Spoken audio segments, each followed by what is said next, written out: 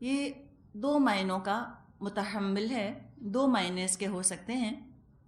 لے جانے سے مراد ہجرت ہو سکتی ہے، اس بستی سے لے جائیں، یا لے جانے سے مراد وفات ہو سکتی ہے، دنیا سے لے جائیں۔ اللہ تعالیٰ کا قاعدہ ہے کہ رسول اور اہل ایمان کی موجودگی میں کسی بستی اور قوم پر عام عذاب بھیج کر اللہ ان کو تباہ نہیں فرماتا۔ پہلے ایمان والوں کی ہجرت ہوتی ہے، جو اس کے بعد مشرکین بچ جاتے ہیں، پھر ان کو عذاب میں مبتلا کیا جاتا ہے۔ فرمایا فَاسْتَمْسِكْ بِالَّذِي أُوحِيَ إِلَيْكَ إِنَّكَ عَلَى صِرَاطٍ مُسْتَقِيمٍ۔ آپ اس کتاب کو مضبوطی کے ساتھ تھامے رہیے جو وحی کے ذریعے سے آپ کے پاس بھیجی گئی ہے، یقیناً آپ سیدھے راستے پر ہیں۔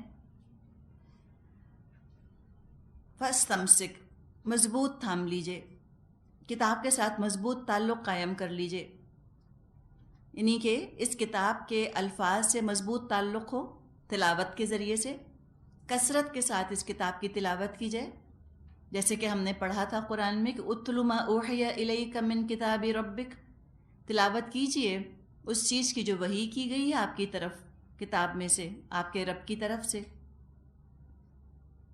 اور نماز کے ذریعے سے بھی اللہ سے، کتاب سے مضبوط تعلق جڑا رہتا ہے۔ اقم الصلاۃ، نماز میں بھی قرآن ہی کی تلاوت کی جاتی ہے۔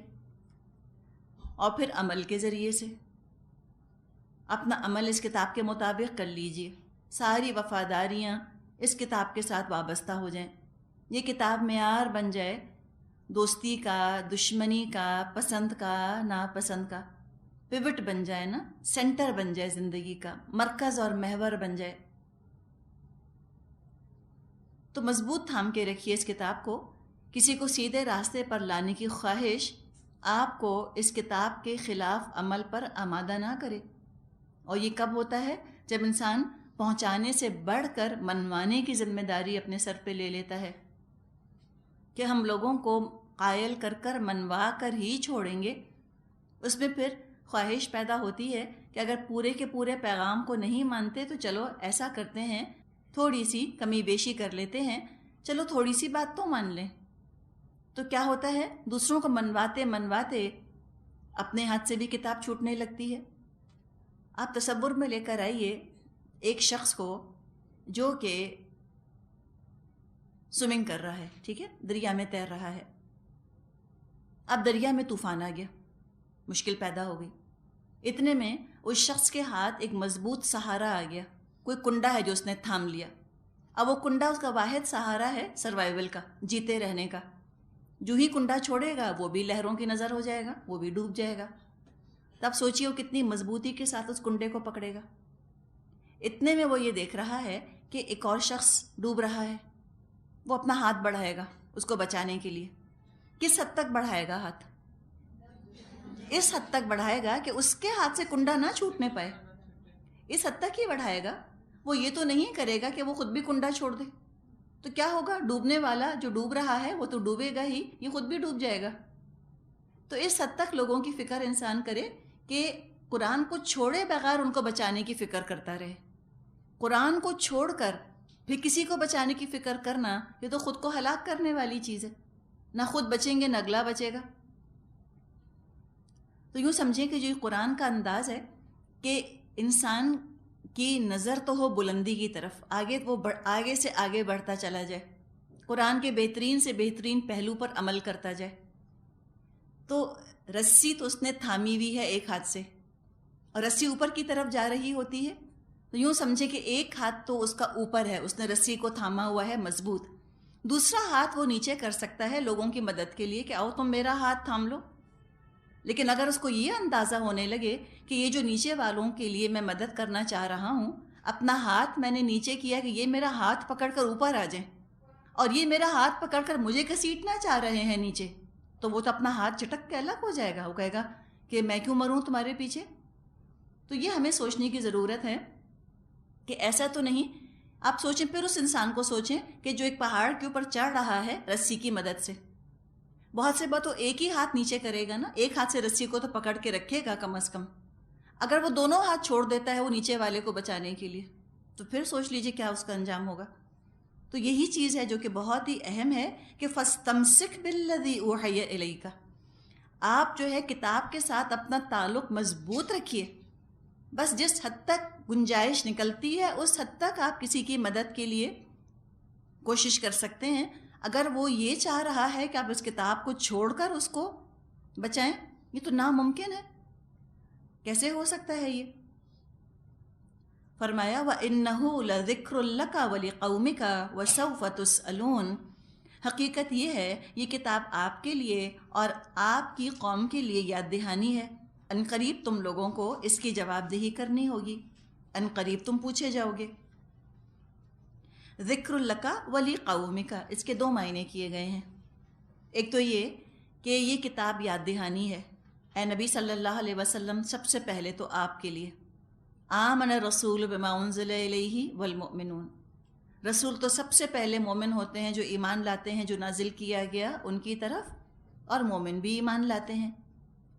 آپ نے اپنے بارے میں فرمایا انا اول المسلمین، انا اول المؤمنین، میں تو اولین مسلمان ہوں، اولین مومن ہوں۔ نبی کے لیے، خود نبی کے لیے بھی اللہ کی کتاب ایمان کا ذریعہ بنتی ہے۔ سورہ شورى میں ہم نے یہ مضمون پڑھا ہے، اس نور کو اپنے اندر وہ جذب کرتے ہیں، بیکن آف لائٹ بن جاتے ہیں، جس کے ذریعے سے باقی انسانیت کو ہدایت پہنچائی جاتی ہے۔ تو یہ آپ صلی اللہ علیہ وسلم کے لیے یہ یاد دہانی ہے، اور آپ کی قوم کے لیے بھی یاد دہانی ہے کہ وہ اپنے اعمال کو درست کر لیں۔ ان قریب فرما دیا گیا تم سے پوچھا جائے گا کیا کر کر آئے ہو، تو ایک یہ مطلب ہے، یعنی ذکرن کو یاد دہانی کے معنوں میں لیا گیا۔ کچھ مفسرین ذکرن کا مطلب لیتے ہیں شہرت، کہ یہ کتاب اے نبی آپ کے اور آپ کی قوم کے لیے شہرت کا باعث بنے گی، آپ کا نام روشن ہوگا، رسول اللہ صلی اللہ علیہ وسلم اور عربوں کا نام روشن ہوگا، ان کو شہرت ملے گی، ان کو عزت ملے گی، دونوں ہی کی گنجائش موجود ہے۔ اور یہ شہرت اور عزت جو ملے گی یہ اس ذمہ داری کی ادائیگی کی وجہ سے ملے گی جو انہوں نے ادا کی ہوگی، کتاب کو اوروں تک پہنچانے کی وجہ سے دنیا اور آخرت میں ان کو عزت اور شہرت ملے گی۔ کسی نے کہا ہے نا کہ وہ زمانے میں معزز تھے مسلمان ہو کر، تم خوار ہوئے تارک قرآن ہو کر۔ جب تک مسلمانوں نے قرآن کا حق ادا کیا اللہ نے ان کو بڑی عزت دی دنیا میں، اور جب مسلمانوں نے قرآن سے پیٹھ پھیر لی، منہ موڑ لیا، لاکھ چاہا کہ ہمیں دنیا میں عزت مل جائے، عزت جو ہے وہ کسی طرح ساتھ دینے پر تیار نہیں ہوتی، دور سے دور سے دور ہوتی چلی جا رہی ہے۔ ایک خواب ہی نظر آتی ہے کہ مسلمان اور باعزت۔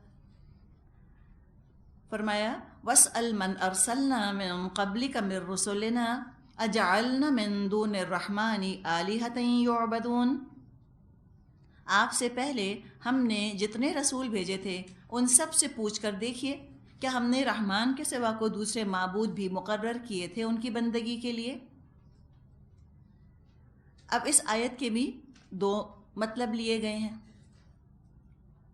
کچھ نے مطلب یہ لیا ہے کہ شب معراج کے واقعے میں جو ذکر آتا ہے کہ آپ کی مختلف رسولوں سے ملاقات ہوئی تو آپ نے ان سے پوچھا تھا کہ کیا کوئی اور معبود آپ کو دیے گئے جن کی پوجا کی گئی ہو، لیکن اس پہ دل ٹکتا نہیں انسان کا، اور نہ اس واقعے کی کوئی سند ملتی ہے۔ مطلب خیال کیسے آ سکتا ہے کسی کو کہ نبی اکرم صلی اللہ علیہ وسلم نے یہ پوچھا ہو رسولوں سے کہ کیا کوئی اور معبود آپ کو دیے گئے تھے؟ تو یہ بہت امپرابیبل بات لگتی ہے نا، بعید از قیاس لگتی ہے یہ چیز۔ جو دوسرا اظہار خیال کیا گیا وہ زیادہ دل کو لگتا ہے کہ اس کا مطلب یہ نہیں ہے کہ تم ایک ایک رسول کے پاس جاؤ اور ان سے پوچھو۔ دراصل یہ زبان کا سٹائل ہے، یہ اوریشن کا اور یہ خطبہ دینے کا ایک انداز ہے، جیسے کہ ہم کہتے ہیں کہ ذرا زمانے سے پوچھو، یا ہم کہتے ہیں ان دیواروں سے پوچھو، یہ زمانہ گواہ ہے، دیواریں گواہ ہیں، ایسے کہا جاتا ہے محاورے کے طور پہ۔ کون جا کر دیواروں سے پوچھتا ہے اور کون جا کے زمانے سے پوچھتا ہے؟ مراد ہے کہ یہ تو ایک جانا پہچانا سچ ہے ایک نون فیکٹ ہے کہ اللہ کے علاوہ تو کوئی معبود ہے ہی نہیں. یا جو کتابیں یہ لے کر آئے تھے رسول، ان کتابوں کو بھی کھول کر اگر انسان دیکھے تو کہیں شرک موجود نہیں، صرف ایک اللہ کا ذکر ہے. تو یہ مطلب ہے یہاں پر کہ ہم نے کوئی بھی دلیل نہیں نازل فرمائی جس سے کوئی مغالطے میں مبتلا ہو یا کنفیوز ہو جائے کہ اللہ کے علاوہ، رحمان کے علاوہ بھی کوئی معبود ہے جن کی عبادت کی جانی چاہیے. اب رسولوں ہی کے ضمن میں موسیٰ علیہ السلام کا قصہ آ رہا ہے. آیت نمبر 46 رکوع نمبر 5 شروع ہو رہا ہے. وَلَقَدْ أَرْسَلْنَا مُوسَىٰ بِآيَاتِنَا إِلَىٰ فِرْعَوْنَ وَمَلَئِهِ فَقَالَ إِنِّي رَسُولُ رَبِّ الْعَالَمِينَ. ہم نے موسیٰ علیہ السلام کو اپنی نشانیوں کے ساتھ فرعون اور اس کے سرداروں کے پاس بھیجا. انہوں نے جا کر کہا میں رب العالمین کا رسول ہوں. اب ذرا سا اس کا اگر ہم تعلق جوڑیں سورت کے مرکزی مضمون کے ساتھ، اور جو آیات ہم نے پہلے پڑھیں جس میں کہ بات یہ آ رہی تھی کفار کی طرف سے کہ اللہ تعالیٰ نے کسی پیسے والے کو رسول کیوں نہ بنایا. سورت کا نام ہی سورت الزخرف ہے. مرکزی مضمون کیا ہے اس کا؟ دولت کی چکا چوند سے لوگوں کی آنکھیں خیرہ ہو جاتی ہیں. دولت ہی کو وہ حق اور باطل کا، عزت اور ذلت کا، عقل مندی اور حماقت کا معیار بنا لیتے ہیں. ان کی غلط فہمی کو دور کرنا مقصد ہے. تو اب ایک رسول کا قصہ بتایا جا رہا ہے کہ یہ کفار مکہ جو آپ کی نبوت پر مالدار نہ ہونے کی وجہ سے شک کر رہے ہیں کہ آپ دولت والے چونکہ نہیں لہٰذا آپ رسول نہیں ہو سکتے، تو یہ کوئی نئی بات نہیں ہے. سب بگڑے ہوئے لوگ، سب بھٹکے ہوئے لوگ اسی غلط فہمی کا شکار رہے. فرعون نے بھی یہی شبہ موسیٰ علیہ السلام پر کیا تھا. فرعون اور اس کے ملا، اس کے فیوڈل لارڈز، اس کے بیرنز. اور یہ فیوڈل لارڈز ہوتے ہیں، یہ جو سردار اور یہ جو جاگیردار ہوتے ہیں، انہی کے بلبوتے پر بادشاہتیں اور حکومتیں قائم ہوتی ہیں. یہ سب ایک ہی تھیلی کے چٹے بٹے ہوتے ہیں. سرداروں کو اور جاگیرداروں کو بادشاہ جو تھے مراعات دیا کرتے تھے، اور بدلے میں یہ جاگیردار جو ہوتے تھے، سردار ہوتے تھے، یہ حکومت کو سپورٹ کیا کرتے تھے. عوام کو زبردستی بادشاہ کا وفادار بنایا کرتے تھے. مراعات خود لیتے تھے، عوام کو کچھ ملتا نہ تھا. لیکن چونکہ عوام پر ان کا قابو تھا، ان کا ہولڈ تھا، تو یہ عوام کے نمائندے بن کر اور عوام سے یہ وفاداری کی ایک پابندی لے لیا کرتے تھے. بالکل آپ دیکھیں جیسے آج کل کا زمانہ ہے. دنیا کے کسی حصے میں جہاں کی ڈیموکریسی کا بھی وہ دعویٰ کرتے ہیں، وہاں بھی جب الیکشنز ہوتے ہیں تو جو پریزیڈنٹ ان کا ہوتا ہے، وڈ بی پریزیڈنٹ، اس کی جو کیمپیننگ ہوتی ہے جس میں کہ کروڑ روپیہ چاہیے ہوتا ہے، تو کون پرووائڈ کرتا ہے؟ وہ اس ملک کے پیسے والے ہی تو پرووائڈ کرتے ہیں. کیوں؟ انہیں کون سی ایسی محبت ہو گئی ہے اس شخص سے کہ کروڑوں روپے اس کو دینے کو تیار ہو جائیں؟ انہیں پتہ ہے یہ شخص جب پریزیڈنٹ بنے گا تو یہ ہمارے بزنس کو اور ہماری جو مراعات ہیں، کنسیشنز ہیں، ان کو یہ پروٹیکٹ کرے گا. ساری دنیا میں اسکینڈلز آپ کو ملیں گے اس نوعیت کے. تو یہ ہمیشہ سے ملی بھگت ہوتی ہے. پیسے والے لوگ کم ہی حق کو سپورٹ کرتے ہیں. وہ نہیں چاہتے حق کو سپورٹ کرنا. حق کو سپورٹ کریں گے تو جو انہوں نے ناجائز مراعات حاصل کی ہوتی ہیں، جو ناجائز انہوں نے فائدے حاصل کیے ہوتے ہیں، وہ ہاتھ سے چھٹتے ہوئے لگ رہے ہوتے ہیں. وہ تو کبھی نہیں چاہتے کہ حق کا بول بالا ہو. یوں تو سب ایک ہی صف میں کھڑے ہو جائیں گے، محمود و ایاز والی کیفیت نہ پیدا ہو جائے. وہ تو یہ چاہتے نہیں. وہ تو سپریشن چاہتے ہیں نا، آپریشن چاہتے ہیں، تاکہ ماسس کی محنت سے وہ ناجائز فائدہ اٹھاتے رہیں، عوام کو ان کی محنت کا کوئی پھل ہی نہ ملے. تو وہ تو ہمیشہ ساتھ مل کر انہوں نے کام کیا. اللہ تعالیٰ نے موسیٰ علیہ السلام کو فرعون کے پاس بھیجا. کیا کیا انہوں نے؟ فَلَمَّا جَاءَهُم بِآيَاتِنَا إِذَا هُم مِّنْهَا يَضْحَكُونَ. پھر جب اس نے ہماری نشانیاں ان کے سامنے پیش کی تو وہ ٹھٹے مارنے لگے، ہنسنے لگے. یہ عجیب کمبینیشن ہوتا ہے دنیاوی علم اور جہالت کا. بڑی بڑی ڈگریاں ہوتی ہیں لوگوں کے پاس، بعض دفعہ پڑھے لکھے ہوتے ہیں، پتہ نہیں ڈاکٹرز ہوں گے اور پی ایچ ڈیز ہوں گے اور میڈیکل ڈاکٹرز ہوں گے اور سب ہوں گے، لیکن ان کو سمپل بات کرنے کی تمیز نہیں آتی. اگلے انسان کی سیلف رسپیکٹ کو رکھنا کیسے چاہیے ان کو مینرز نہیں آتے. اس قدر روڈ، اتنے ایروگنٹ اور اس قدر بدتمیز ہوتے ہیں بات کرنے میں. اور یہ ایروگنس کس چیز پر ہوتی ہے؟ اس کاغذ کے ٹکڑے پر جو کہیں ڈگری حاصل ہو گئی ہوتی ہے، یا ان چند کاغذ کے نوٹ جو ان کو اللہ نے دے دیے ہوتے ہیں. وہ سمجھتے ہیں کہ جس کی چاہیں عزت اتار کے اس کے ہاتھ میں رکھ دیں. عقل مندی کا معیار کیا ہوتا ہے؟ جو انہوں نے خود بنایا ہوتا ہے، خود ساختہ معیار. جیسے کہ فرعون نے بنایا ہوا تھا اور اس کے درباریوں نے سمجھتے تھے کہ ہم پیسے والے ہیں، بہت عقل مند ہم ہی ہیں.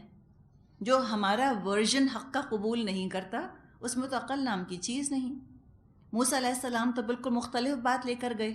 جو وہ سمجھتا تھا، وہ اچھائی کس کو سمجھتا تھا، وہ تو کچھ اور ہی چیز تھی. موسیٰ علیہ السلام جو معیار لے کر گئے اچھائی کا اور حق کا، وہ تو ان کو بہت ہی برا لگا. خوب ہی ہنسے، خوب ٹھٹے مارے. اور موسیٰ علیہ السلام کو بہت کچھ اس نے سنائی باتیں. اس کا بیان قرآن میں وقتاً فوقتاً آیا ہے. ان کی غربت کا ان کو تانا دیا، اپنے محل میں ان کو پالنے کا احسان جتایا، اور ان کی کچھ پچھلے اعمال پر ان کو شرمندہ کیا کہ تم تو وہی ہو نا جس سے کام ہوا تھا جو ہو گیا تھا. یعنی کہ قتل کی طرف اشارہ دلایا. یعنی یہاں پہ بتایا جا رہا ہے کہ کتنے لو مورل کیریکٹر کے یہ ہوتے ہیں نا لوگ، کفار. جو دین سے دور ہوتا ہے اس کے اندر وسعت اور اعلیٰ ظرفی بالکل نہیں پائی جاتی. کوئی شک نہیں ہے اس کے اندر.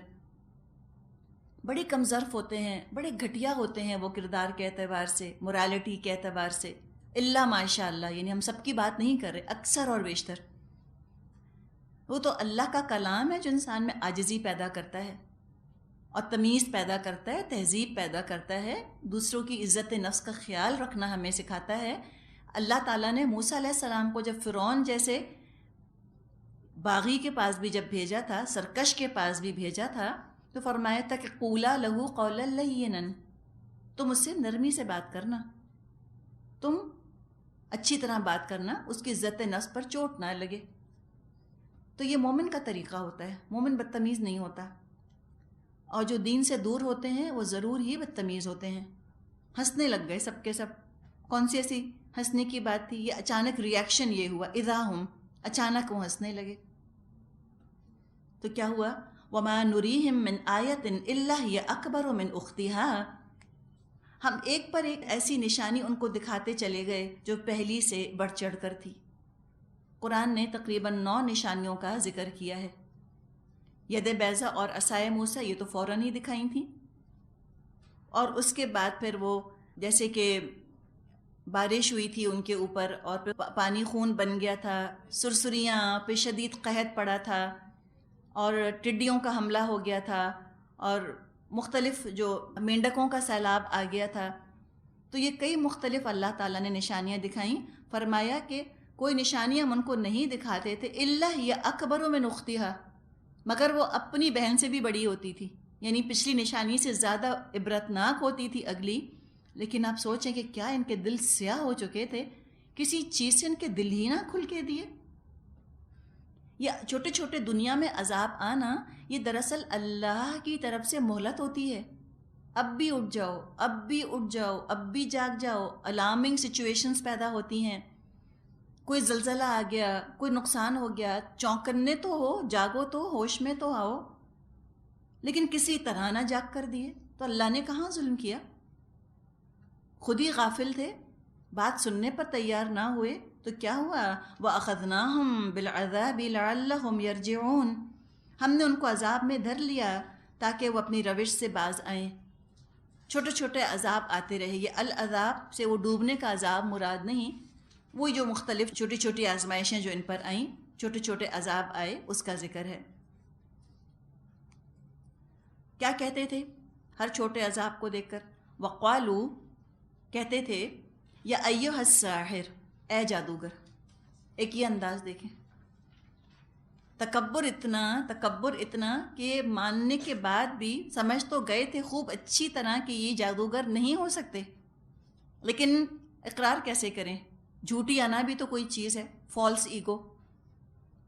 دین سے دور لوگوں کا جو ایگو ہوتا ہے، جو ان کی انا ہوتی ہے، وہ ان کے اور ہدایت کے درمیان ایک پردہ بن جاتی ہے. متکبر کبھی نہیں ہدایت پاتا. اگر ہم اپنا تجزیہ کریں اور ہمیں لگے کہ میں ابھی تک انا پرست ہوں، تو سمجھ جائیں کہ ہدایت پہ قدم نہیں اٹھے۔ ہدایت پہ تو قدم پڑتا ہی ہے سب سے پہلے جب آپ اپنی انا کو دبائیں۔ ہدایت کا پہلا قدم انا کے اوپر پڑتا ہے۔ کوئی آپ سے کہتا ہے کہ اس نے اخروٹ کھایا لیکن اس نے چھلکا ہی نہ توڑا، تو کیا کھایا؟ بغیر چھلکا توڑے اس نے اخروٹ کیسے کھایا؟ کوئی کہے ہدایت مل گئی اور انا کا خول نہ ٹوٹا، تو کیسے ملی ہدایت؟ یہ انا کا اظہار کیسے ہوتا ہے؟ اپنی ذات کے بارے میں انتہائی حساس، مجھے یہ لگتا ہے، میرے ساتھ یہ ہو گیا، مجھ کو یوں تکلیف پہنچی، میں یوں پریشان ہوں، مجھے یہ لگا، مجھ کو اس نے یوں کر دیا۔ دو چیزیں ملیں گی، ایک گفتگو میں کثرت کے ساتھ، دوسرے سخت شکایتیں دوسروں سے۔ ہم تو اس کو کوئی بات ہی نہیں سمجھتے، ہمیں احساس بھی نہیں ہوتا کہ میں انا کا شکار ہوں۔ یہ دو نشانیاں ہیں انا کی، کثرت کے ساتھ لوگوں سے شکوہ، ہر ایک سے ایک شکایت رہتی، اس نے یہ کیا، اس نے وہ کیا، اور ساری خوبیاں اپنے اندر نظر آتی ہیں۔ تو یہ اس طرح سے تکبر کے ساتھ پکارا کرتے تھے، یا ایھا الساحر، اے ساحر۔ ہوتا یہ تھا، ہر عذاب سے پہلے موسیٰ علیہ السلام اعلان کر دیتے تھے کہ اب یہ عذاب آنے والا ہے، پھر وہ عذاب آ جاتا تھا، تب وہ آ کر کہتے تھے کہ یا ایھا الساحر ادع لنا ربک بما عہد عندک اننا لمہتدون فلما کشفنا عنہم العذاب اذا ہم ینکثون۔ وہ کہتے تھے اپنے رب کی طرف سے تجھ کو جو منصب حاصل ہے اس کی بنا پر ہمارے لیے اللہ سے دعا کر، ہم ضرور راہ راست پر آ جائیں گے۔ مگر جو ہی ہم ان سے عذاب ہٹا دیتے وہ اپنی بات سے پھر جاتے۔ نکثا، یہ نکثا نقوت کی طرح کا لفظ ہے، نقوہ کی طرح، نون کاف ثا مادہ ہے، مطلب ہے دھاگے وغیرہ کو توڑنا۔ اب سوال ایک یہ پیدا ہوتا ہے کہ وہ ساحر کیوں کہا کرتے تھے؟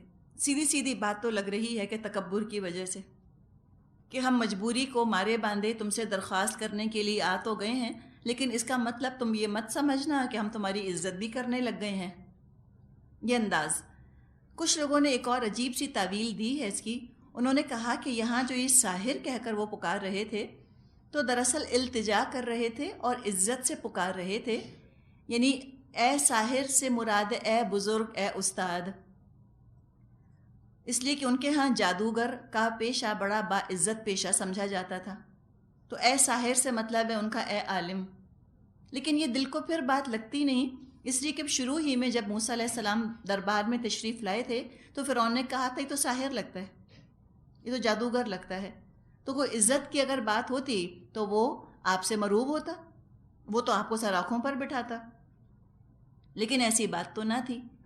بہرحال جس انداز سے بھی وہ بات کرتے تھے، موسیٰ علیہ السلام اس کو اگنور کر دیا کرتے تھے، بے عزتی کو، شفقت اور رحمت کا معاملہ ان کے ساتھ کرتے تھے کہ ہو سکتا ہے کہ ابھی ذرا سا یہ بدتمیزی کر رہے ہیں، روڈنس کا اظہار کر رہے ہیں، ہو سکتا ہے کہ اگلا قدم اٹھا لیں، ایمان لے آئیں، کچھ بہتر ہو جائیں۔ لیکن جب بھی وہ عذاب دور ہوتا وہ دوبارہ ویسے کے ویسے ہو جاتے۔ سب کچھ جانتے بوجھتے موسیٰ علیہ السلام کی عظمت کے دل میں قائل ہو گئے تھے، پھر بھی انکار کر دیا۔ سورۃ النمل میں ہم نے یہ مضمون پڑھا ہے، آیت نمبر 14 میں، وَجَحَدُوا بِهَا، سختی سے انہوں نے انکار کیا موسیٰ علیہ السلام کا، وَاسْتَقَيْنَتْهَا أَنفُسُهُمْ، حالانکہ ان کے اپنے دل یقین لا چکے تھے۔ کیوں انکار کیا؟ ظلمًا وعلواً، ظلم اور تعدی کی وجہ سے، تکبر کی وجہ سے نہیں مانا، اس لیے کہ سچ مان لیتے تو عمل کرنے کے پابند ہو جاتے۔ وہ ہماری طرح اتنے بھولے تو نہ تھے فرعون اور اس کے سردار کہ وہ یہ سمجھتے کہ بس ماننے کا زبانی دعویٰ کافی ہے، عمل کرو یا نہ کرو، ایسے سیدھے نہ تھے۔ وہ جانتے تھے کہ اگر مان لیں گے تو پھر ہمیں عمل بھی کرنا پڑے گا، عمل کرنا نہیں چاہتے تھے، گناہوں میں مزہ جو اتنا آ رہا تھا۔ پھر کیا ہوا؟ وَنَادَى فِرْعَوْنُ، اور پکارا فرعون نے، فی قومہ، اپنے قوم کے درمیان ایک پکار لگائی، قالا، بولا، یا قومی، اے میری قوم، الیس لی ملک مصر وہذہ الانہار تجری من تحتی افلا تبصرون. لوگو، کیا مصر کی بادشاہی میری نہیں ہے اور یہ نہریں میرے نیچے نہیں بہہ رہی ہیں؟ کیا تم لوگوں کو نظر نہیں آتا؟ اب آپ یہ دیکھیں کہ جیسے سورہ مومن میں ہم نے پڑھا تھا کہ فرعون کے جو درباری تھے، جو اس کے ملا تھے، ان میں سے بھی کچھ لوگ موسیٰ علیہ السلام کی دعوت سے مروب ہو رہے تھے، متاثر ہو رہے تھے، کنورٹ ہو رہے تھے. تو فرعون کوئی ایسی تو فرعون بن کے نہیں بیٹھ گیا تھا، کوئی احمق تھوڑی تھا. پولیٹیکل ایکومن بڑا تیز تھا، سیاسی مدبر تھا. صورتحال دیکھ کے سمجھ گیا کہ لوگ تھوڑے سے ڈگمگا رہے ہیں، ڈبل مائنڈڈ ہو رہے ہیں. سچ سن کے، سچ دیکھ کر بہرحال دل کچھ تو اوپر نیچے ہو رہا ہوتا ہوگا لوگوں کا. لہٰذا اب اس نے سوچا کہ چلو ذرا ایک عوامی خطاب کرنا چاہیے. اب اس زمانے میں اس طرح گورنمنٹ کنٹرول میڈیا تو ہوتا نہیں تھا کہ اشتہارات دے دیے جائیں اخباروں کے اندر اور پریس کو اپنے لیے استعمال کیا جائے. ایسا بکا ہوا پریس تو نہ تھا اس زمانے میں جو حکومت کے پروپیگنڈے میں اس کی مدد کرتا. تو اس نے سوچا کہ چلو اب میں خود ہی تقریر کرتا ہوں. سب کو جمع کیا اور اب وہ اپنے ڈیولپمنٹ کے پروگرامز گنوا رہا ہے. وہ کہہ رہا ہے الیس لی ملک مصر وہذہ الانہار. دیکھو، ملک مصر میرے لیے نہیں ہے اور یہ ساری نہریں، سارے اریگیشن کا سسٹم، یہ جو میں نے سارے کا سارا بنایا ہے، ڈیولپ کیا ہے. تو اپنے ڈیولپمنٹ کے پروگرام اس نے گنوائے ایک ایک کر کے. اور ہر حکومت آج بھی اپنا اقتدار مضبوط کرنے کے لیے یہی کرتی ہے کہ ہم نے موٹر وے بنوائے، ہے نا؟ کیا ہم نے نہیں بنوائے موٹر وے؟ ایسے نہیں کہتے. ہم نے نہیں بنوایا ایئرپورٹ؟ کیا ہم نے ٹورزم کو ترقی نہ دی؟ اچھا، اس کو بھی سمجھ لیجئے. دو چیزیں ہیں، ایک ہے ڈیولپمنٹ اور جو دوسری چیز ہے امپروومنٹ. ڈیولپمنٹ بالکل کچھ اور ہے، امپروومنٹ بالکل کچھ اور ہے. یہ ترقی کے منصوبے ہوتے ہیں، مثال کے طور پہ ایئرپورٹ بنا دینا یا موٹر وے بنا دینا. اب یہ بتائیے، پاکستان کی آبادی جو ہے زیادہ تر کہاں رہتی ہے؟ گاؤں میں رہتی ہے. گاڑیاں ہیں ان کے پاس. تو آپ موٹر وے بنائیں نہ بنائیں انہیں فرق پڑتا ہے؟ اچھا، ایئرپورٹ کتنے جاتے ہیں پورے پاکستان میں سے؟ تھوڑے سے جاتے ہیں نا. ٹورزم میں کتنی بھی ترقی ہو جائے، کیا اس کسان کو فائدہ ہے؟ ایس سچ تو نہیں. ہاں، وہ ٹھیک ہے، وہ ہوتے ہوتے کہیں فلٹر ڈاؤن ہو جائے فائدہ، وہ اور چیز ہے، اس کا انکار نہیں. یہ نہیں کہا جا رہا کہ ڈیولپمنٹ نہیں ہونی چاہیے، ایئرپورٹ نہ بنائے یا موٹر وے نہ بنائے، یہ ٹورزم کو ترقی نہ دے، یہ بات نہیں کی جا رہی. ان دا لانگ رن یہ چیزیں ضروری ہوتی ہیں، انکم جنریٹ ہوتی ہے، اس سے اچھی چیزیں ہیں. لیکن ڈیولپمنٹ کو کل ویلفیئر سمجھنا یہ مناسب نہیں. عوام کو، جو گاؤں میں رہنے والا ایک شخص ہے یا شہر میں رہنے والا ایک عام شہری ہے، میں اور آپ، روزمرہ زندگی میں ہمیں کیا چیز فائدہ دے گی کہ گٹر کی لائنیں ڈالی جائیں اور پینے کا صاف پانی مہیا ہو اور دوائیں مہیا ہوں اور بجلی ہمارے گھر کے اندر آتی ہو اور ہمارے بچے اسکول میں تعلیم حاصل کر سکتے ہوں؟ یہ چیز ہے نا ویلفیئر. یہ ہے ویلفیئر. دوائیں حاصل ہوں، ہم کو اسپتال موجود ہوں، بچوں کے اسکول موجود ہوں، جس کو کہ نان پروفٹ آرگنائزیشنز کہا جاتا ہے. تو ڈیولپمنٹ کا فائدہ کم لوگوں کو ہوتا ہے اور ڈیولپمنٹ کا فائدہ حکومت کو زیادہ ہوتا ہے، اس لیے کہ حکومت ٹیکس وغیرہ لیتی ہے، پھر ان کے اوپر اس کے خزانے بھرتے ہیں. اور یہ جو امپروومنٹ والے کام ہیں، مثال کے طور پہ اسکول بنا دینا گاؤں گاؤں یا اسپتال بنا دینا گاؤں گاؤں، اس سے گورنمنٹ کو کیا فائدہ؟ نہ ٹیکس مل رہا ہے بلکہ گورنمنٹ کا تو خرچہ ہو رہا ہے نا ان چیزوں کے اوپر. یہ دودھ دینے والی گائے تو نہیں بنیں گی، یہ چیزیں نان پروفٹ آرگنائزیشنز ہیں، اس پر توجہ کم رہتی ہے. یہ بھی اپریسو حکومتوں کا انداز ہوتا ہے، دکھانے کو، دنیا کے دکھانے کو بڑے بڑے کام، اور عوام بیچارے وہ بوجھ تلے دبے چلے جا رہے ہیں. ان کے پاس پینے کا پانی نہیں اور ان کے پاس گھروں کے اندر سینیٹیشن کا، کوئی صفائی ستھرائی کا نظام نہیں. تو اس طرح بڑے بڑے گرینڈیوز ڈیولپمنٹ پروگرام سے کسی کو کیا مطلب؟ اب جس طرح کے ہم لوگوں کو شوق ہے کہ اتنے بڑے بڑے یادگاریں بنا دی جاتی ہیں یا کسی بھی موقع پر جو روشنی کر دی جاتی ہے پورے ملک کو بقع نور بنا دیتے ہیں، تصویر میں کتنا خوبصورت لگتا ہے نا.